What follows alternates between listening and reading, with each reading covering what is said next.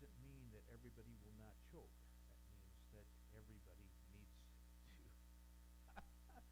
eat the meat and spit out the bones.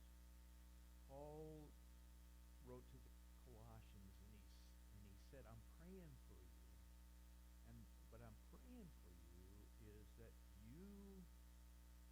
that God would give to you spiritual wisdom." Now, he does not in Colossians explain what spiritual wisdom is. He expects them to already know what spiritual wisdom is. Okay, that's bad news for us as we read Colossians, because 21st century Christians, there aren't that many that know what spiritual wisdom is, so that when you read that and say, spiritual wisdom, we go, Charlie Brown's teacher, and we move on to something more interesting. But we're going to get into, because see, Paul does.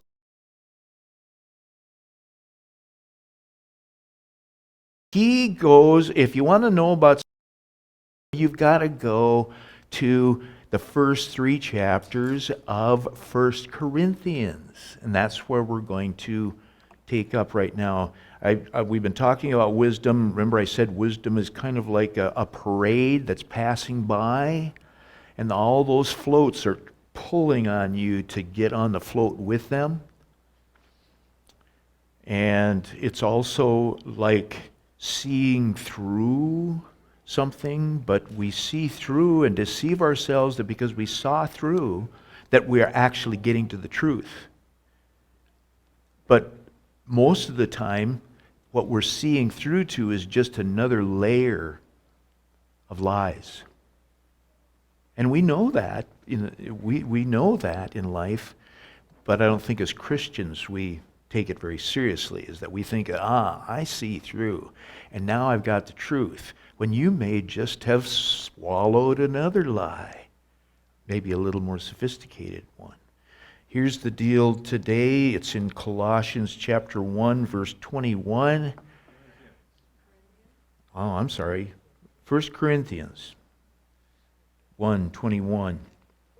I'm not reading the whole thing. That's Steve's department, where he reads a whole chapter. I'm going to get right down to the nugget here.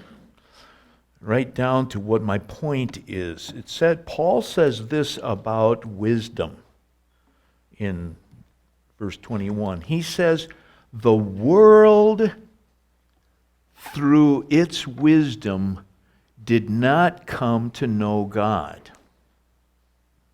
The world through its wisdom did not come to know God. A couple of things. The world does have its wisdom. The world does have its wisdom. Now, to say that the world does not have its wisdom is to really suck in a lie. Because we've got TED Talks, we've got space stations, we've got border walls, we've got ships, we've got medical stuff. So if you say that they haven't got any wisdom, it's just not true, because the world... But see, the thing that Paul is after is that the world through its wisdom did not come to know God. When it comes to knowing God, all the methods of knowing things that the world has will fail. The world's wisdom is useful for a lot of stuff. It really works. But there's one thing that the world's wisdom does not work on, and that's knowing God. Okay? It will not work on that. So, the word that we're looking at here is what the world calls know is this: exercising of the natural faculties without spiritual revelation. You do not need any spiritual revelation to come up with a cure for cancer. Okay? Or to build a drone. Or to invade a country. All you need is an exercise of your natural faculties. But that's not the word for know that's used in this passage here. The world, through its wisdom, did not come to know God. But see, the world tries to apply their natural faculties to knowing God, and they come up with some hinky thing. Because you can't know God through that kind of know. Here's the know that is talked about here, is that knowing God is the kind of know where it's a relationship between the person doing the knowing and the person being known. It's right up there. No, it's a relationship. That's what he's talking about here. Some of my friends have started in on this, and they found it really exciting that every time you see the word K-N-O-W, you stop and say, wait a minute. I got to find out what that K-N-O-W stands for. It's kind of like saying, I take pills.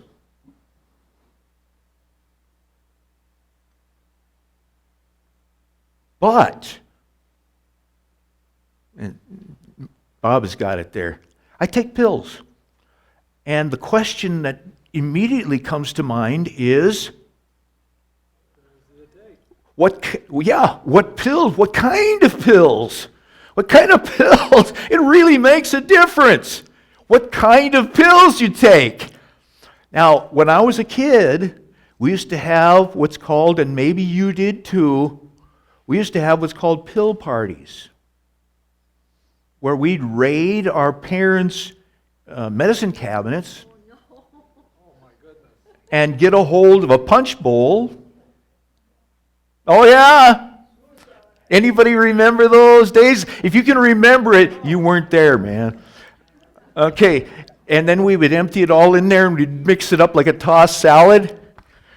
And then all evening we would just take handfuls of pills and see what happened, man.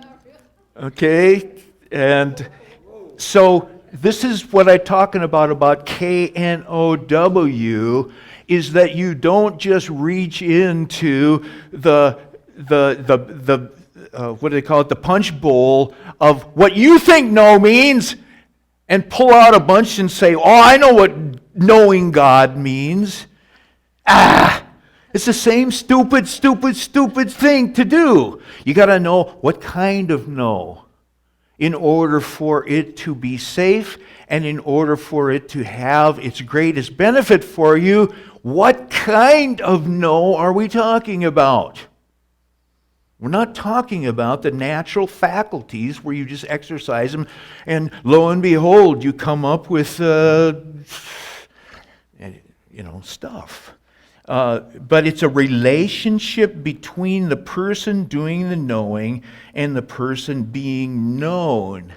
You remember the old song? Oh yeah, many of you do, by the gray hair all over the place. Getting to know you. Getting to know all about you. All right? I watch the old movies along the way, so that's the kind of know that we're talking about. And the person doing the knowing is me. And the person being known is God. We're Fred Astaire, Ginger Rogers. We're getting to know each other, getting to know all about each other. That is the most important endeavor that any human being can be involved in. Okay? There they are, building a bigger and better spaceship to get one going so that it can go to Mars and everything like that. And they're saying, yeah, we know stuff. We really know stuff. And you're saying, no, that's not the know that's important. And they go, well, what's the know that's important? Getting to know God. And they go, oh, that. Oh, that? Well, if we build a bigger, better spaceship, we'll find him out there. See? It fails. So, the world cannot. And in fact, in chapter 2, verse 14 of 1 Corinthians, it says, the natural man, or using your natural faculties to know stuff, the natural man does not receive the things of God. And then he says something that is really the kicker to the whole thing. He says, neither can he know them. It's not that he could know God if he tried. It's that it's impossible for him to know God through natural faculties. It can't happen. You can't get there from this point if you go with that direction. So, and here's my next question here, is that I'm going to ask the question, what are the world's methods of knowing God according to 1 Corinthians chapter 1? According to Paul. I take Paul pretty seriously, because as I get to know things about it, I go, wow, Paul said it best. Wow, he really knew what he was talking about. I had no idea what he was talking about, but now at least I know a little bit, and wow, he knew what he was talking about. And here's what he says. He says, the world through its wisdom did not know God, for in that he divides up those who don't know God by their own natural faculties into two categories. Come on, get your little grinders working in there. Start chewing a little bit. Is that Paul divides up the world's wisdom into two categories. In verse 22. He says they did not know God through their methods, and the methods are two. I find it really tantalizing, and I got really curious about this, is that Paul divides up the world's methods of knowing God into two national characteristics. Into two national characteristics. He says the Jews require a sign. And the Greeks, doesn't say Gentiles there, it says, and the Greeks seek after wisdom. So what he's saying is that the two methods by which man tries to know God through his own methods are like the Jews and like the Greeks. Now we understand something about Paul, is that if you look in Ephesians chapter 2, before I get, you can get there, but see what I think Paul is doing is that he's holding up Jews as one half of the world's wisdom, and Greeks as the other half of the world's wisdom, and together they make the entirety and the whole of the world's methods of knowing God. The Jews have a method for knowing God, and the Greeks have a method for knowing God. And they all sought to know God. But they had entirely different methods of doing so, depending upon their history, depending upon their culture, depending upon where they lived. It formed and shaped some things in these people, that they had a mindset that was quite a bit different than each other, but you put them together, you've got the world's wisdom. But before I go into this, you got to go Ephesians chapter 2:18 and realize that Paul is not saying that the Jews have a way of knowing God and the Greeks have another way of knowing God, and Jews are special. They have a special way of knowing God. And that's really going around in the church today. And they use this verse here and they say, Jews don't have the same way of knowing God as the Gentiles do. They have a way of knowing God that's different from the way that's laid out in the gospel. And of course, I'm kicking a hornet's nest there, but I want to point out what Paul said about this. He said that one of the greatest revelations he ever had, he wrote down, and it says this, that through him, Christ, we both, who's both? We, both Jews and Greeks, or Jews and Gentiles, which that makes for all of humanity, right there, have access by one Spirit unto the Father. Jews come to God, to the Father, by the exact same method that the Gentiles come to the Father. Nobody's special anymore. He said he made of both of them one. All right, so just to clear that up. But what we have when Paul talks back in Corinthians now again, 1 Corinthians 1:22, he says that the Jews require sign and the Greeks are after wisdom. What we have is those national characteristics that are based on history and culture and their literature and their experiences with God. Don't you think that Greeks had experiences with God? We all know that Jews had experiences with God because they have the best record of it, but the Greeks kept records too. And they had experiences with God too. And they both came to the wrong conclusion as long as they used their own natural faculties.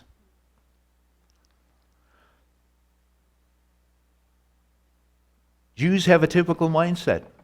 Not the ethnic Jews, but people in general. There is people that have the mindset that's like a Jew.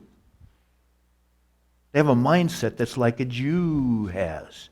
And then there's other people within this very room here, it doesn't matter what your bloodlines are or anything, that you have a mindset that's like a Greek.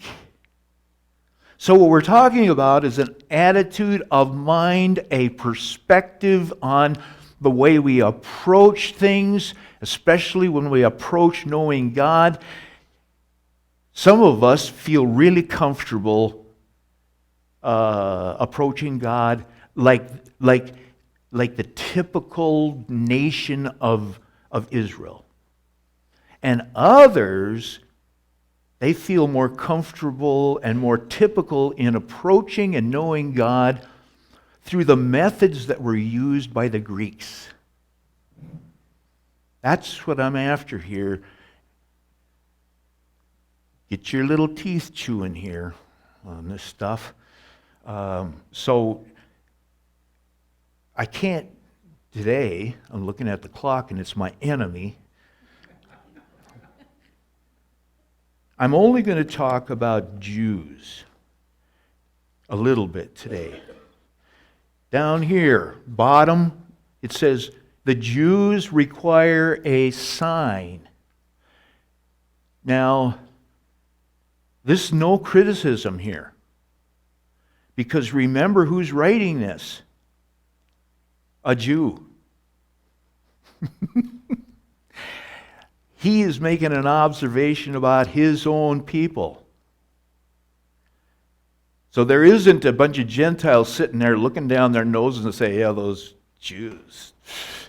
No, there's nothing like that going on. He's just simply stating a fact about a mindset that's typically Jewish. And a way of approaching God that's typically Jewish.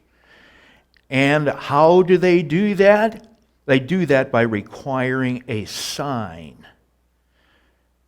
Woo! By requiring a sign. Let's take a look at that. Require is an interesting word, and it's so typically Jewish. Although it could be typically Norwegian as well, but this is applied to Jews. Require is not, could you please show me yourself? Or maybe not. That's real Norwegian. A Jew demands it because he thinks he's owed it. You owe me! I've been good. I've kept the rules. And I've earned you revealing yourself to me. And if you don't, I'm going to be pissed. Because you owe me. And that is the attitude of many today that say, and it's an older brother attitude that says, I worked hard, I've done everything you said, I am the best at doing the will of God, I know what you want and I get it done and I grind it out and I sweat it out and I hate it. But you owe me because of it. That's the first kind of mentality that approaches God and says, you had better reveal yourself to me the way I want you to, because I have bought and paid for your cooperation through my good behavior, my ethics.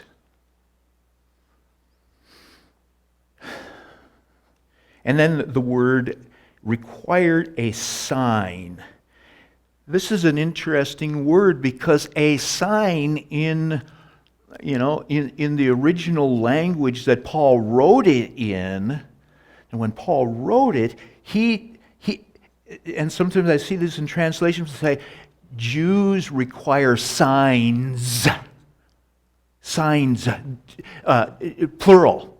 But this word is singular. A sign. And when you have a singular of sign, there is no A that's needed. You know what it boils down to? It boils down to the Jews require not just any sign, but the sign. The sign. Jews require the sign. Did you ever think about this? And I'm sure you have, but I don't know what conclusion you came up with. When Jesus was walking around, the Jews would come to him and say, show us the sign. Show us the sign. We demand a sign. You keep on saying you're the Christ. Show us the sign that you're the Christ. Well, so he'd heal people, he'd stop storms, he'd cast demons out. Heck, he even raised the dead. So he'd come with the signs of messiahship. And they'd say, no, we don't believe you're Christ. Well, I mean, people can be stubborn, but come on now. So he's providing all these signs, and they keep on saying, No, that's not it. No, you're not the Christ. Raise the dead. You're not the Christ. Why? Because there was only one. You couldn't do just any sign to a Jew. You had to perform the sign of Messiahship in order for them to accept you as Messiah. All right, so now we're getting into this thing a little bit, and I want to give some background into Jews here. Before I hit a little closer, you need to understand what the sign is.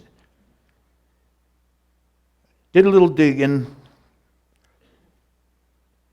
You got to understand who these people were in the time of Christ, in the time of Paul. We don't get it. We're so far removed a lot of times. These people had been the power in the world at one time. And they were doggone proud of it too.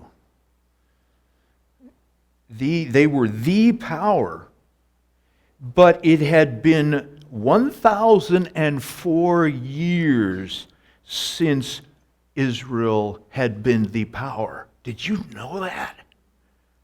1,004 years since they had been the power at King David's time? That was when Israel was the power. Now you could say in Solomon, but that particular gold head had some pretty clayish feet. And that was nibbling away even in the time of Solomon. So David, the kingdom of David, was when the prophecy of Moses came into being that says you're going to be the head and not the tail. Okay? That was way in the rearview mirror by the time Jesus shows up. And it had been 772 years that Israel had had no military, no political clout whatsoever, and no economic base of power. 722 years since they were hauled off to Babylon. And their civilization, their infrastructure was gone. That's a long time to be down. These people had been down a long time. Man, then they groaned under the reality of that. But look at some of the prophecies that came after David, after Solomon, after. And here's some of the prophecies that came out of this. Look at them. Let's start with Isaiah. They were ready for this. And they saw this through their eyes. They saw this through their lenses. Okay? Hard-won, bitter lenses. But they would read Isaiah 9:7, upon the throne of David and upon his kingdom to order it and to establish it. Who would do that? Messiah.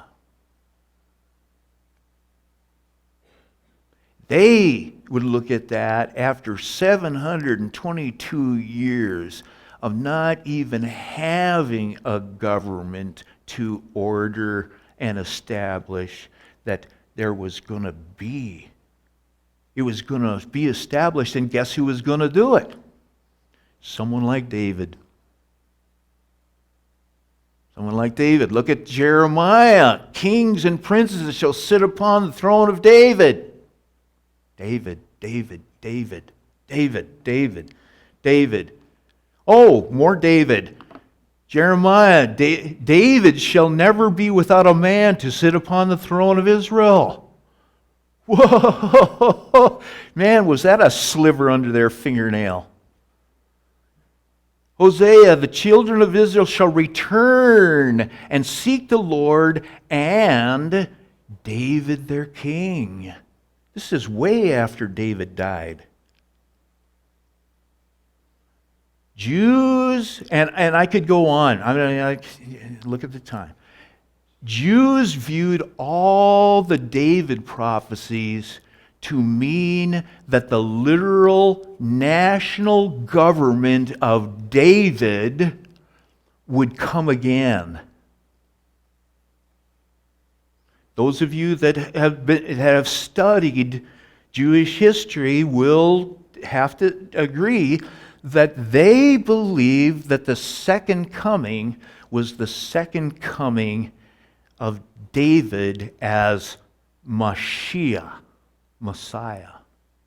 They had prophecies to back up that not only would Elijah show up, but David would show up again.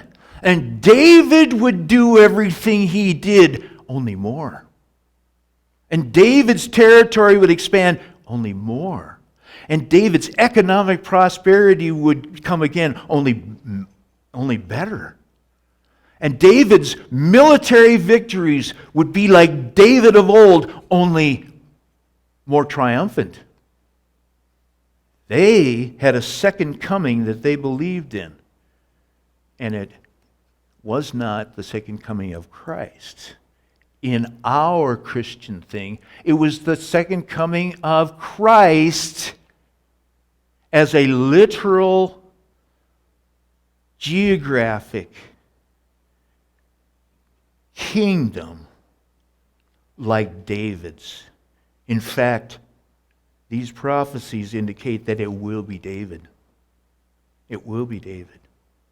So that's the sign. When somebody came along and said, I'm the Christ. What does Christ mean? It's the Greek word for Messiah. Christ is the Greek word for Messiah. And Messiah will do and be and act in certain ways. And the model is David. King David. When somebody said, I am Messiah, they started to measure that person by who? By King David, only bigger, better, stronger, wiser. So Jesus, he'd heal somebody. They go, yawn. He'd raise some from the dead and say, where's the army? He'd calm the sea, and they'd say, where's the economic prosperity?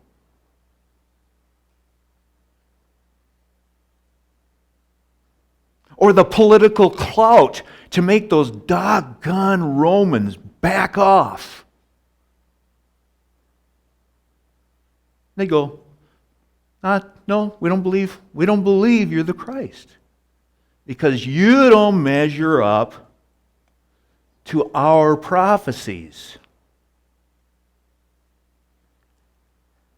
So that's the kind of mindset that Jews have. Have you ever seen in Christian circles and amongst, and you might have too, is that there's a Jewish mindset amongst us also. Is that the Jews were saying, oh, that things were as good as they were in the old days. Bring back the good old days. And that is a Christian attitude too, that says there was a time in my life where God was really moving, man. Oh, were you there when such and such and so and so? Oh, did you hear such and so and so? And wow, I really was amazed, and I got saved, and I got all this stuff, and healed, and I got baptized in the Holy Spirit and all that stuff. And we've been comparing our present lives to that experience ever since. And it always comes up short. Yawn. Wasn't like my time in community. Yawn. Wasn't like my time at BSU. Yawn. Wasn't like that Billy Graham crusade I went to.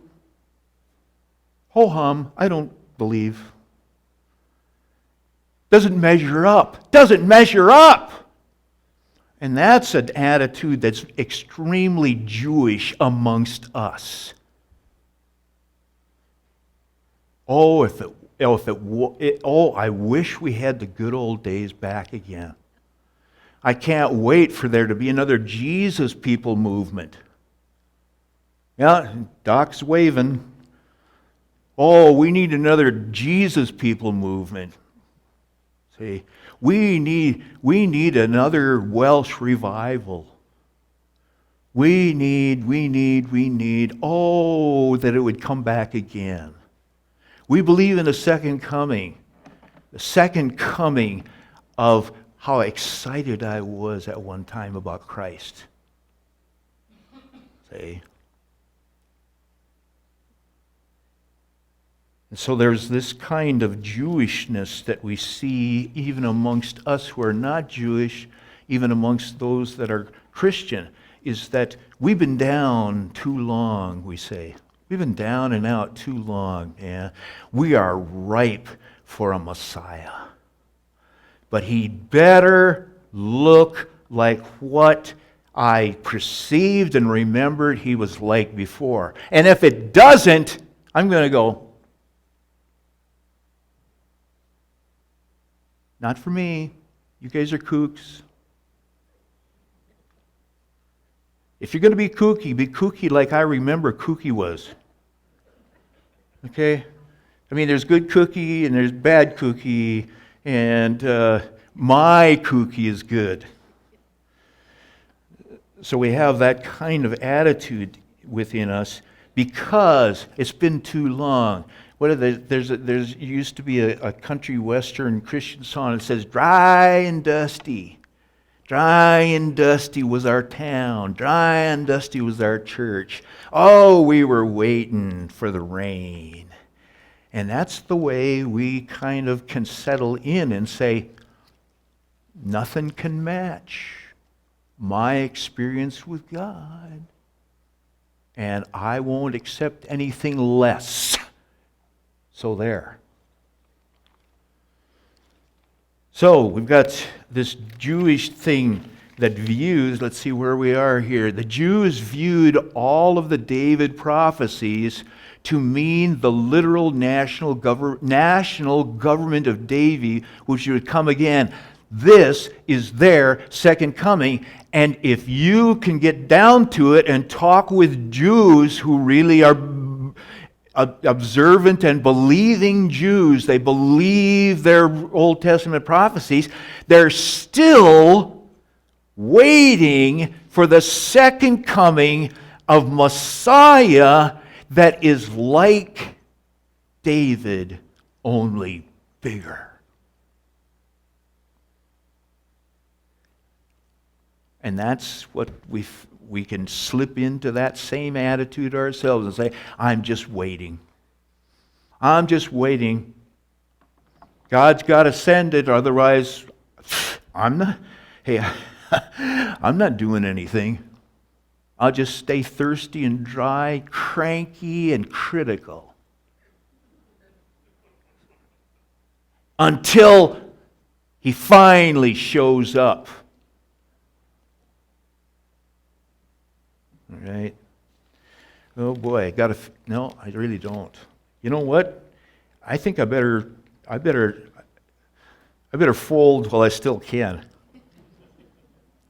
There's other times, but I apologize and realize that we haven't really nibbled off very much of this big steak that's here. But that's as far as I can get today, is that there is a wisdom that appears to be spiritual. It appears to be godly. It's all surrounded with God and God's people and God's activity. And you know what? Paul says that it's worldly. It's not godly at all. It's worldly.